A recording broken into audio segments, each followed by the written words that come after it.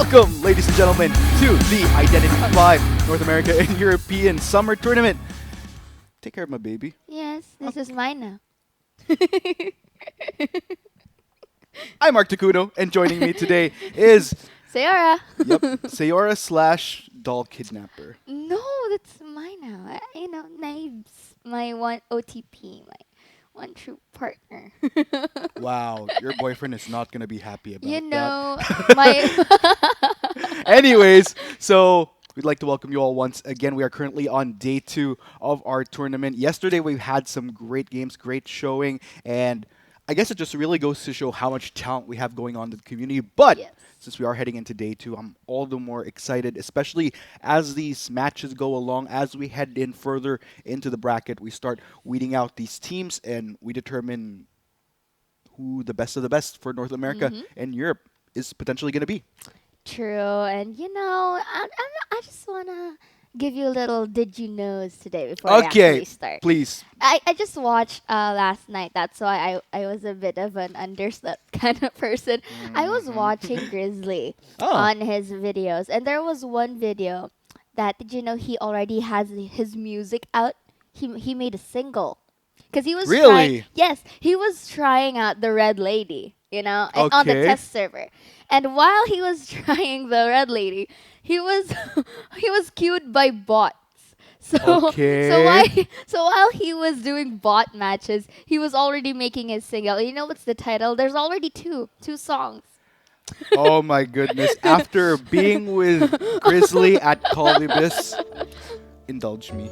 Okay, the songs are called "Survivors on a Rocket Chair" and "Survivors Going Down." Yeah, that is going to be hitting the billboard You ask charts for Grizzly sure. when you guys Okay. are together Yeah, now. I'll ask him in 2 weekends. So, but nonetheless, let's go ahead and check out what we have here. Of course, ladies and gents, we have one match for today. So be sure to fasten your seatbelts. I hope Yeah. you guys are pretty much settled because this match is going to be pretty darn good. It is going to be XD versus MX Darkness and Light. Yes, and look at the hunter for the side of XD. Yes, ladies and gents, it's going to be none other than the Dream Witch. And for the side of MX Darkness and Light, as the survivors for the first half of the round 1, it's gonna be the Prospector, the Mechanic, the Mercenary, and looky here, looks like we will be seeing the Mind's Eye. Oh my goodness. So, Look at that. before we dig in further into what we have here on the table, let's go ahead and talk about tournament format. Yep. Just so that everybody that is new to the competitive scene here for Identity 5 gets an idea of how we go about these tournaments, what's at stake, how do we figure out who wins these matches. Alright, so for the tournament format, we are going to have a single elimination, a best of 1, meaning there will be no bans for the first. Even, of course, it's just round 1, so there's no bans, but even if it's just one round, each team gets to get a shot at being a hunter and a survivor. Yes, and with our points, it's pretty much vice versa between hunters and survivors. On the hunter front, if he doesn't catch a single survivor, he won't be getting any points. 1 survivor merits 1 point.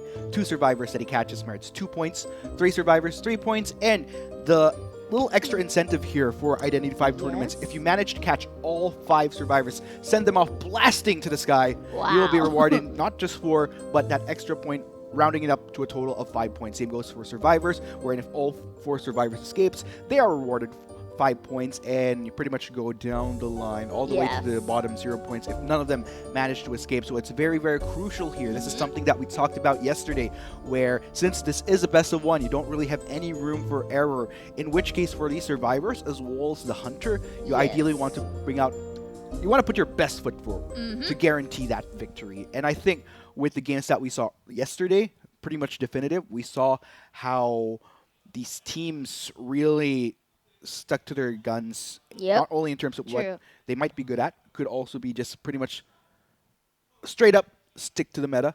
There are survivors and hunters that are in the meta for a reason, and we get a glimpse of that not only through just playing the game Yeah. on your respective servers, but we also get to witness other competitive games across regions. I believe that I was checking out some content from people in the community reviewing the Chinese tournament, but you know what? We're going to hold off from that because, ladies and gents, we are heading into the game. And Fasten your seatbelts. As I said, this is going to get pretty darn intense. Dream Witch. Yeah, and you know, like you mentioned a while ago, we are just seeing some, you know, in the meta, survivors and hunters. But you know, Mad Cell here is using the lucky guy. And you know, going back to the game, the Dream Witch follower is currently into the tails of the. If I'm not mistaken, he was going for the Mind's Eye, but yeah, I'm correct. It's going for the Mind's Eye right here, and you know, the main body just giving visuals all over, and now leached the Mind's Eye and to get the followers to follow her. You know, it's always such a pleasure watching hunters that run Dream Witch, because Dream Witch is the type of hunter, but okay! Okay, that was a beautiful hit by the follower of the Dream Witch right there. You know, that was perfect timing, because when the Mind's Eye crossed over, or let's say use that palette, you know, just getting more patience. So from what we hear here, we just got news that we're going to be resetting the match. There was a little bit of a tech difficulty, but no worry, guys. No worries, guys. We are currently on it right now. But yeah, what I was trying to highlight earlier is Dream Witch is one of those hunters where you have to be highly efficient at multitasking, because she's not like those traditional hunters, which are very straightforward. You just control the hunter itself. You know, there's a lot of elements that you have to work with here. So, which is why it's always such a pleasure seeing a lot of these high caliber hunters in tournaments demonstrate their capacity to be able to multitask and effectively use Dream Witch. And I think from what we're seeing here in this game, this might be another one of those cases where we get to see just that. Yeah, true. And we all know that the Dream Witch is one of the high tier hunters that are being used in almost all servers actually. And you know, just me just doing my simple homework. Okay. And I just found out that there are like awesome strategies to use with this Dream Witch, and let me just share you one, you know. And one of them is like the ability to use Dream Witch by having double hit. You know, when you hit it and then you just hit again, it would usually knock up, right? And that would take time for other hunters. But the Dream Witch can actually do that in an instant with the help of her followers. She can like use 2 followers with 1 survivor. Man, if I were using Dream Witch, I all wouldn't be able to do survivors that. out of the gate. Yeah, I would give it like sure. 5 points immediately. But yeah, based on like the first game that we have, you know, they had the Mind's Eye, which is quite efficient with the mechanic as well. It only means that they would really like to prioritize decoding their speed in a very, very fast rate. And that's a good thing. But the thing here is that the hunter will be, surely that's like 100%, will be opting to target those decoders, and one of the which is Mind's Eye. You know, because you already know, guys, the Mind's Eye skills. So it's just about like how the survivor gets to use it and how they can kite as long as possible. And that is kind of what you need to do. I think, especially with games like Identity 5, a lot of people tend to underestimate what level of skill, what level of coordination you need to put into it, especially if you're on the survivor front. Hunter, I feel like even though you're alone, you have nobody to blame but yourself. That in itself is another added layer of pressure as well, because you don't have any other person to communicate with, unlike if you're a survivor where you're kind of working together as a team. Of course, the difference there is that from what we see, like when you're trying to make sure that you use your personas efficiently, you really have to be on point with, let's say, okay, do we pop the Cypher just yet? Can we pop it already? Are you gonna rescue him first? Exactly. Who's gonna go for the rescue? Who's gonna focus on decoding, or do we need to go for a baton pass at some point just so that we juggle the aggro that we're taking from Hunter? So there's just a lot of factors that come into it. Pros and cons for both sides, really. True. And yeah, for the side of the hunters, though, even if it's like a one-man team, like you gotta, you can't blame anyone but yourself, like you said. But at the same time, the hunter with total concentration, it's gonna be really, really effective, because he could like tell on himself when to actually do this and do that. And of course, we'll go back to the game, ladies and gents, and we are just seeing on our split screen the locations of the prospector and the mercenary. Yes, indeed. It's going to be very, very exciting. Looks like Which already Ooh. on the tail here, spotting out Alexander Fox. Which is quite the good target right here, because as I said, Mind's Eye is the one speedy decoder, and that's what you have to like first target to. But we can now say that the Mercenary and company will be helping the Mind's Eye to safety. Yes. Oh man, there we go. Already, actually a lot of survivors in the vicinity here. Alexander Fox will get spotted out. The Ooh. first swipe will be landing onto him. He makes a run for it. Yes, but of course we can see that the follower is in his tail, will be trying to corner him out by 2 followers in here. Will be getting that knockdown. What an impressive pincer coming in there from our hunter. Of course, the Mind's Eye try to do what he can, but Ooh, uses the blink there. But okay, going back, that was just a good strategy because he was already getting the Mind's Eye onto the balloon, and of course, just for some slight visions out here and there, just go and transfer to the main body for a second, and now goes in again to leech onto Survivor. yes, and of course, from what we're seeing here, definitely going to play it a little bit more defensively. Let's go ahead and see if any our survivors are making a maneuver to try to go for the save. Of course, Alexander Fox, still a bit of a way to go. Should be fine. Looks like Madzel will be on duty to go for that save, but with very good reason. I mean, he is running Mercenary, but the Terror Shock, though, man, oh man. But you know, the thing about here is that the Mercenary has a very delayed hit effect. So he's the one very opted to be the main rescuer here Definitely. for the side of MX. But at the same time, look at again, the Terror Shock from the Mind's Eye, but with the help of the Tide Turner can give you a few seconds to actually go and distance yourself with rocket chairs. But the Mercenary, look at the countdown, Articuno, because he will be knocking down. Yes, the Mind's Eye, though, is down for the count along with Mercenary. Will get strapped to that rocket chair. Already on it here, this Hunter. And still, 3 ciphers are remaining. I'd say that MX Darkness and Light, sure, even with the proactivity coming in from this Hunter, they've been doing some fairly good work by working on these ciphers. Decoding speed is definitely at a respectable rate. Yes. Although, definitely have to start making some moves here, and there you go. Yes, I like the way that the Dream Witch actually, multitask it into transferring from the Mind's Eye to the Mercenary. But of course, Mercenary taking advantage of that. But with the use of the blink, you just gotta know the perfect timing to actually get those skills up in hand, just so you can have the tides in your favor. Yeah, of course, another cipher has been decoded. 2 ciphers are remaining, but then again, these survivors already 2, which are under Dream Witch's belt. Yes. Both Martin on the mechanic as well as this Prospector have been trying to do what they can. Of course, accelerating decoding at this point has been activated. Let's go ahead and see if it'll help their cause for MX Darkness and Light. Which probably will, because this is the thing if you have 2 rescuers and decoders. Because if one is potentially caught, the other one can actually just do their thing. But of course, taking advantage of that blink, because we all know that the followers can also use the respective spells. I like the Dream Witch here, not really taking all of that risk to just get and use the spells just to get a knockdown, and that's good, going pretty good for the Hunter. Since the Mind's Eye is already down, looks like Prospector did need to come to the table just so that they could try to keep this Hunter preoccupied. But from what we're seeing here, Prospector as well as Mercenary have been taken down to their knees. So Mechanic gonna have to start working here.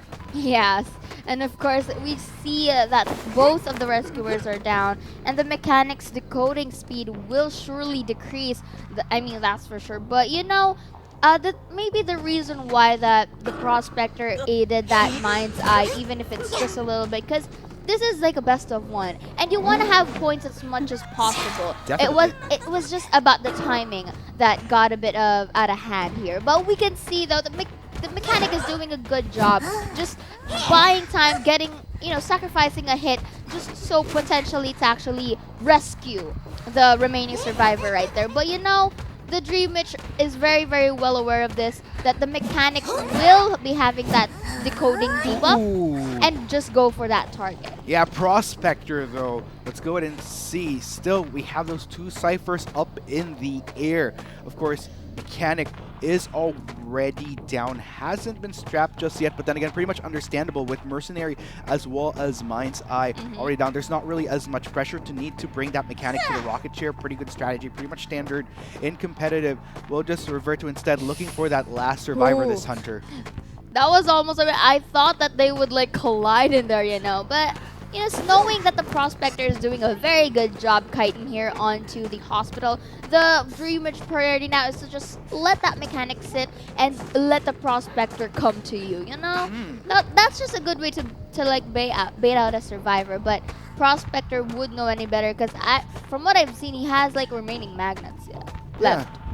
Still has a bit to work with here. There we go. Darzet is on the run. Mechanic, though. Man, super tricky. Oh, wait a minute. We weren't able to see it. Actually goes down. Yes, we weren't able to see it, though, because of that sudden change of camera. But the Prospector tried to actually link his magnet onto the follower. But unfortunately, though, he was in the range of the hitbox. That's the reason why he was knocked down. And right here, you can see that the Prospector struggling its way. But this is a very clean sweep for the Dream Witch.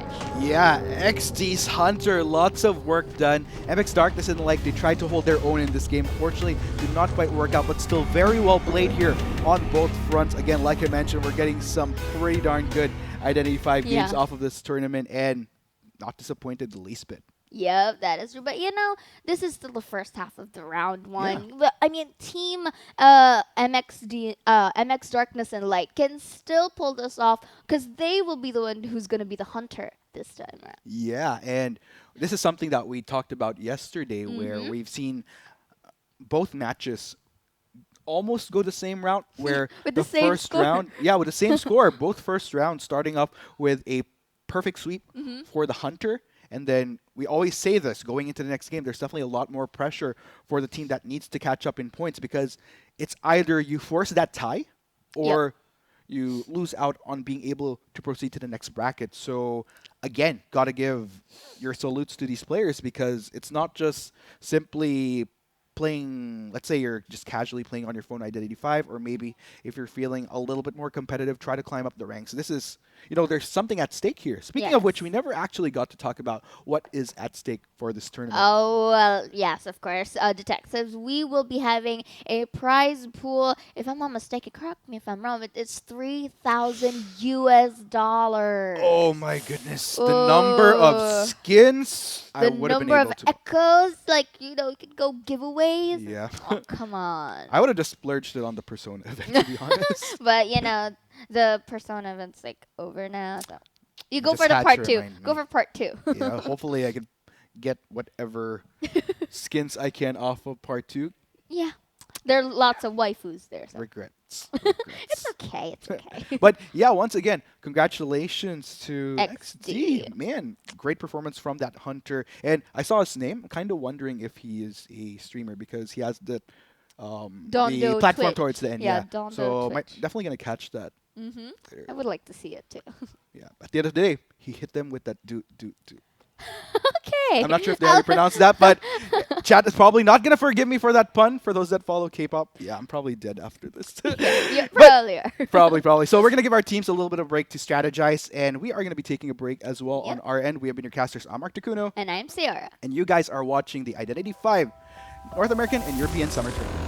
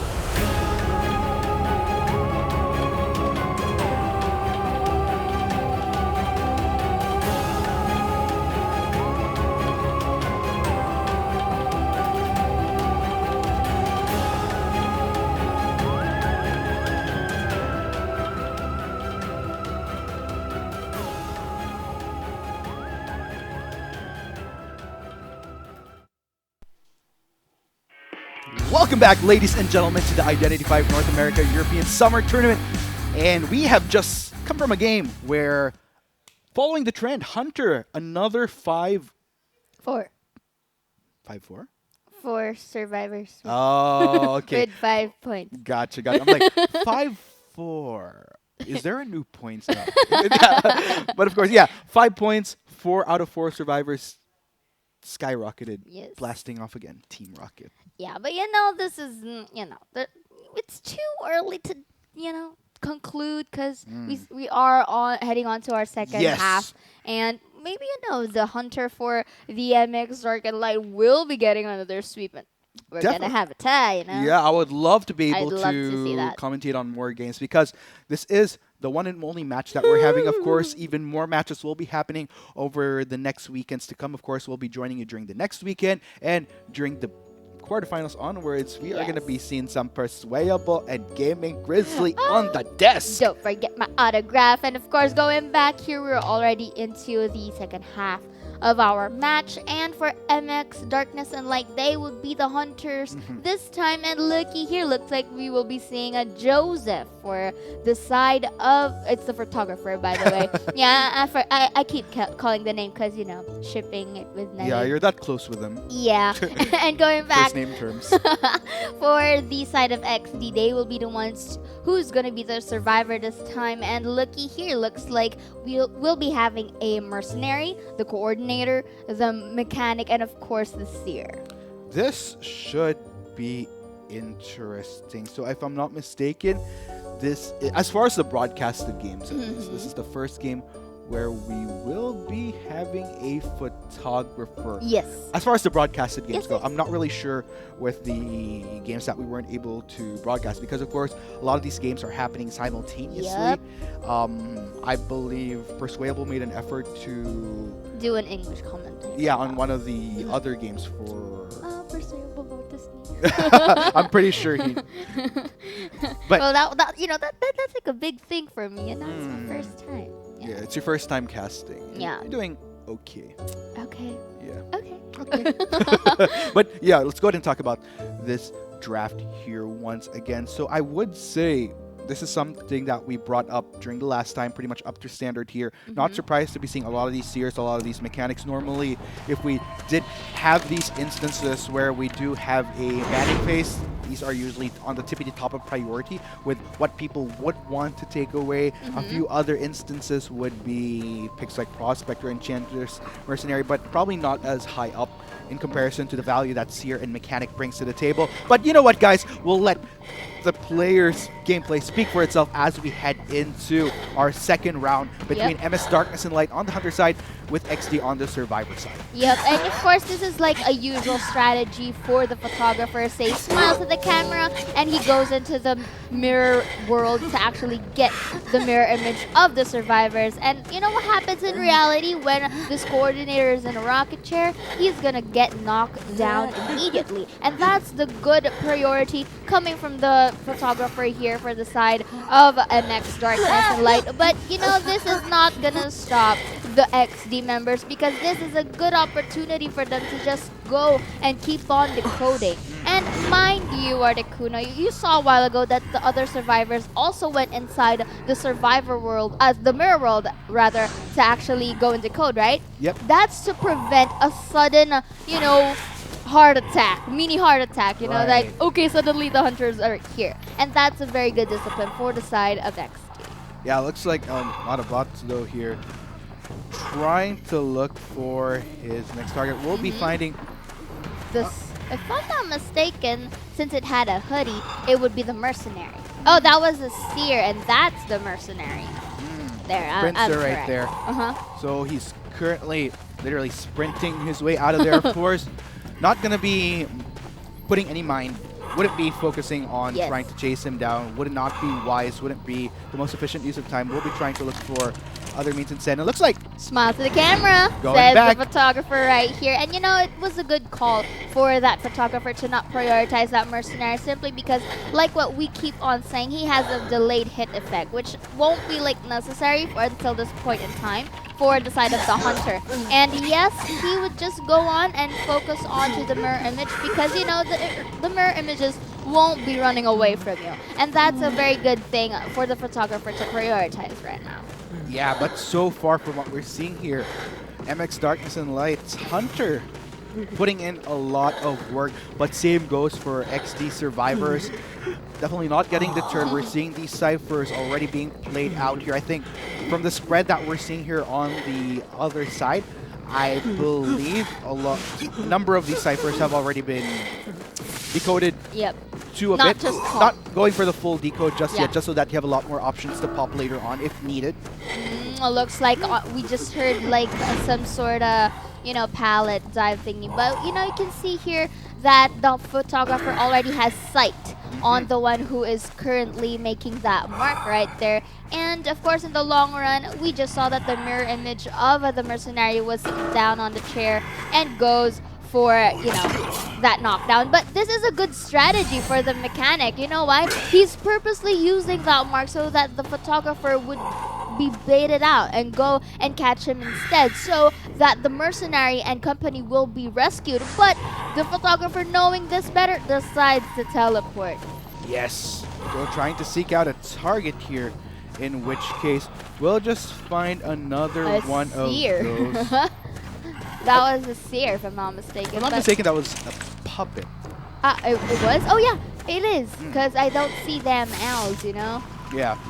So far so good for the photographer right here. Just he knows that the survivors aren't like popping up those ciphers anywhere soon, so it's good to take his time, but not too much because we are only down to 3 ciphers remaining, and it would be best to like go and prioritize a target for a sure seated survivor.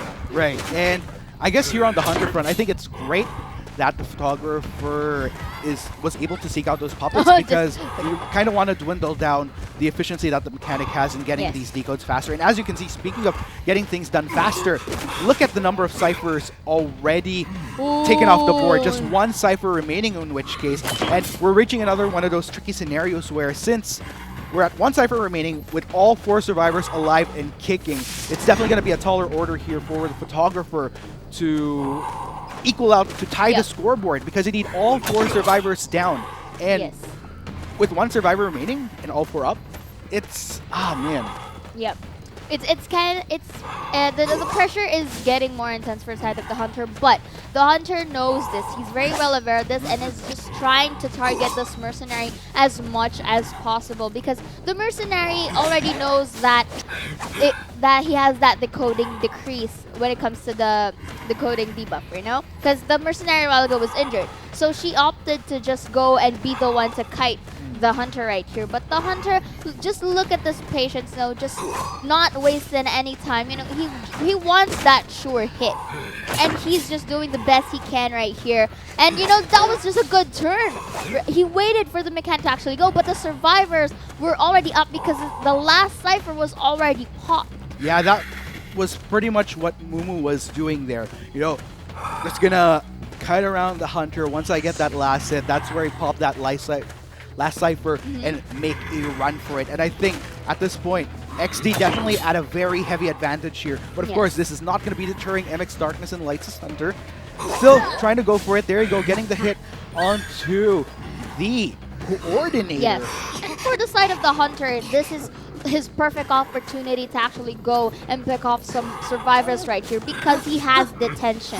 But take note though, on the shack gate, or I call it shack gate because it's near the shack, the mercenary and the 3 people are already there, just stand by, and it was a good time for the gate to be opened, and the seer uses that shield to go to actually exit the map right here, and the mechanic just, taking its time to escape.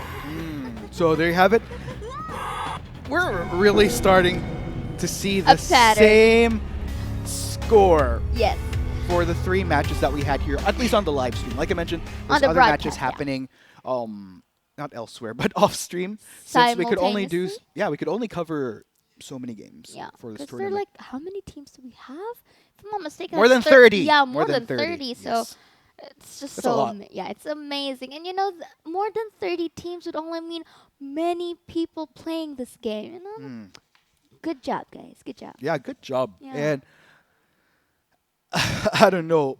At this point in time, it's just becoming all the more interesting Yes. for the matches that are going along. And I think, this is good groundwork here because we're starting to see which teams that we're going to be anticipating, which kind of look like they might have a little bit more of an upper hand going into the later parts of the bracket. Because, like I mentioned, these earlier matches are a good feeling out process, especially for those that are able to catch the stream that are part of the tournament. They're able to feel out, okay, hopefully we don't go up against this team. But then again, since there is a bracket, they kind of are already aware of who they'll eventually be going up against. So they know just how much practice or preparation they might need to put into these future matches. But yeah, let's go ahead and go back to that game there. So Photographer was definitely trying to push for going for these survivors.